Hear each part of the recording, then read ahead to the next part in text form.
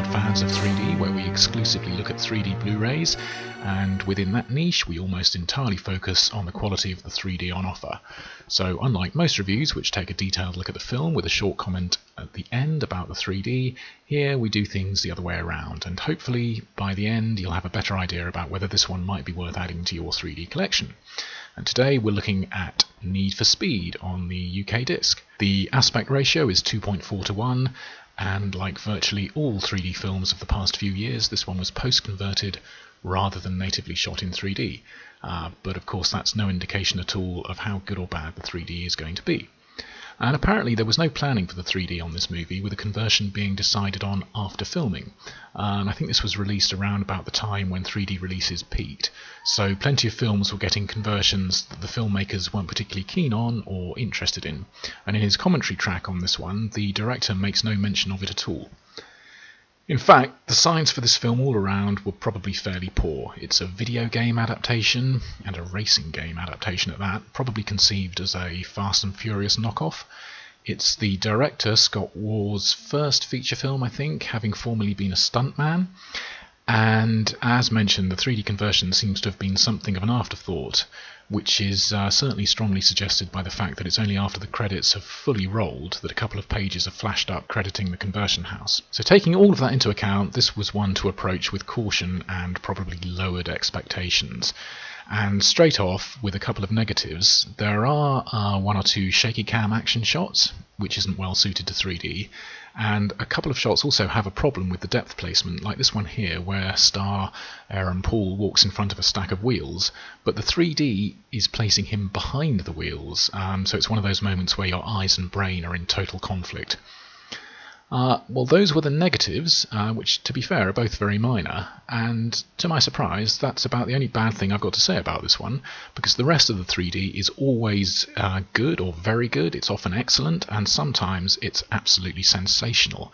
I definitely did not see that coming. The opening shot of the film kicks things off nicely, with this bridge immediately showing that the conversion is competent and serious, with a strong sense of spatial depth.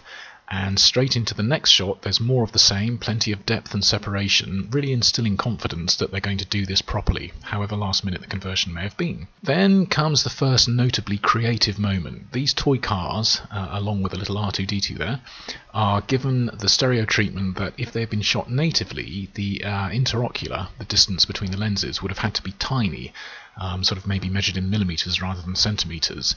As the view we get here is not how the human eye would see model cars. And this is where, for me, 3D can do really magical things, I think, such as shooting very small things with a tiny stereo base, like it's done here, or shooting large and distant things with a very wide stereo base.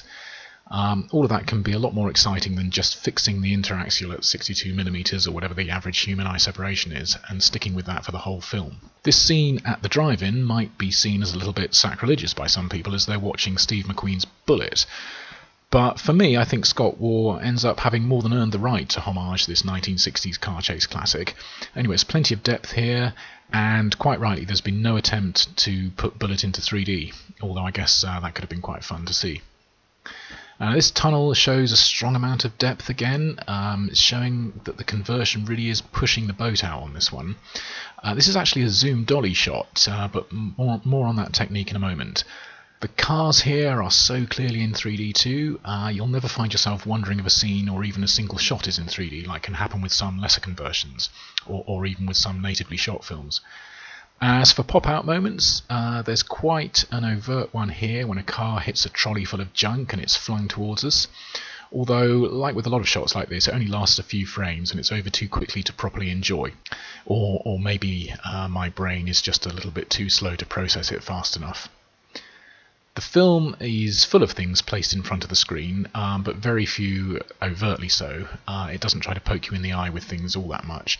But here's an example of where they do. It's Rami Malek shoving a fuel pump towards the camera and into our room. Like a lot of films with shots like this, the director is quite rightly more interested in maintaining focus on the actor's face, so the thing emerging from the screen is out of focus.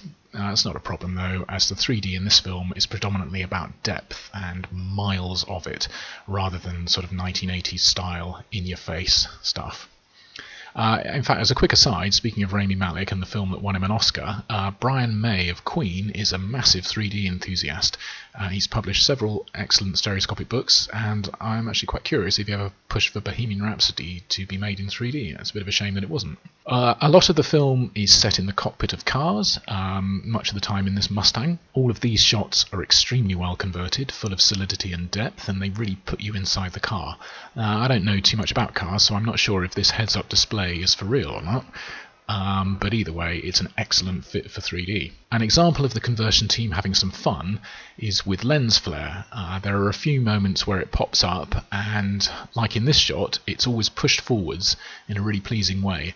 I'm not sure exactly where lens flare would be if you captured it with a stereo rig, being as it's something that doesn't exist in physical space. Speaking of which, I've photographed rainbows in 3D, and they sit about where you'd expect them to in the distance. It would be nice to see one of those on a film, but I can't think of any examples off the top of my head where that's been done, but do let me know if you know of any. Top-down views of buildings are something that we've seen done well in other conversions, and here they're done just as well as I've ever seen them. There's a dramatic amount of depth on view here. It's another hyper-stereo moment with a significantly larger amount of depth than you'd see if you were actually up in the helicopter. Here's another great moment as the Mustang jumps towards us, and then we cut to the reverse view as it flies on away from the camera amidst loads of leaves floating in front of us. And this, along with many of the other shots that I've mentioned, as well as plenty of others that I haven't, would normally strongly suggest that the film was made with 3D in mind. But some great historic conversions, like Titanic, obviously show that it can sometimes just be a pleasant coincidence, which is apparently the case on this. So basically the film is full of great 3D from start to finish. Cars are deep and solid all of the time, backgrounds stretch far into the screen, and this is non-stop satisfying stereoscopy, pretty much every shot placing things where you'd expect them to be and doing it well. And this video could run just about the length of the film if I was to put up all of the good 3D shots. This isn't just functional 3D, but rather, like the best use of the process, it's often inventive and exciting. It's not just exteriors that benefit, with interiors offering up some great 3D too. Here's another fantastic moment, looking down on the great Michael Keaton with an exaggerated amount of depth, separating every object on display and making complete spatial sense of the shot. So that's a lot of praise for the consistently strong 3D here, which was done by Stereo D, incidentally, when they get their credit after the credits.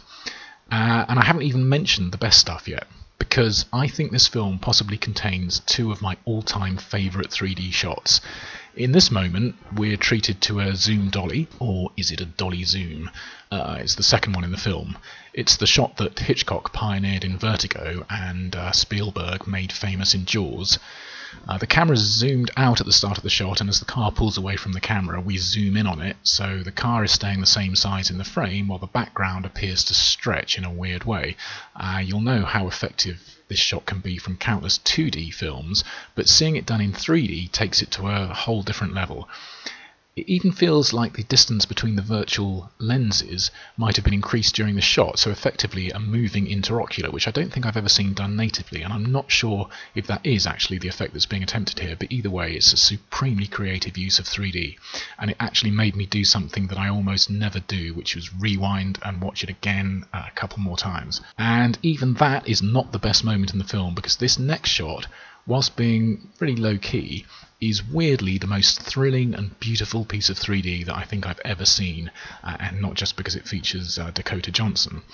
One of the accepted no-nos of 3D is shallow depth of field, but here someone had the truly inspired idea to place all of the out-of-focus background streetlights and car lights at different distances, and the effect is stunning. It's very, very brilliant.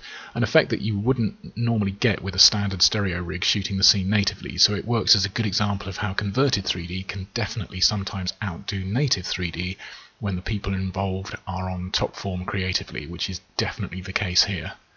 So, after all that praise, this is where I'm probably expected to say that despite the great 3D, this video game adaptation makes for a dull and uninspired film. But no, to my huge surprise, I really enjoyed the film.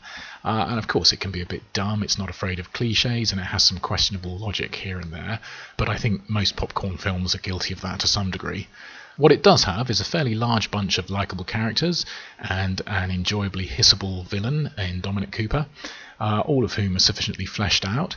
It's got a fun enough story, and perhaps most importantly for what it set out to achieve, Scott Waugh stages some of the best driving scenes since the heyday of old school driving films, and I'd go as far as to say that you'll very rarely see driving this good on film again, what with the dominance of CGI these days.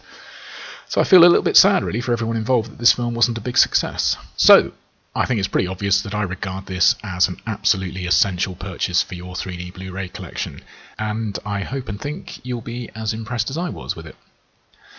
So I hope you found this in some way useful, and if so, I hope you'll join me in the bunker again for another 3D Blu-ray review. Until then, thanks for looking in on this one, cheers for now, bye bye.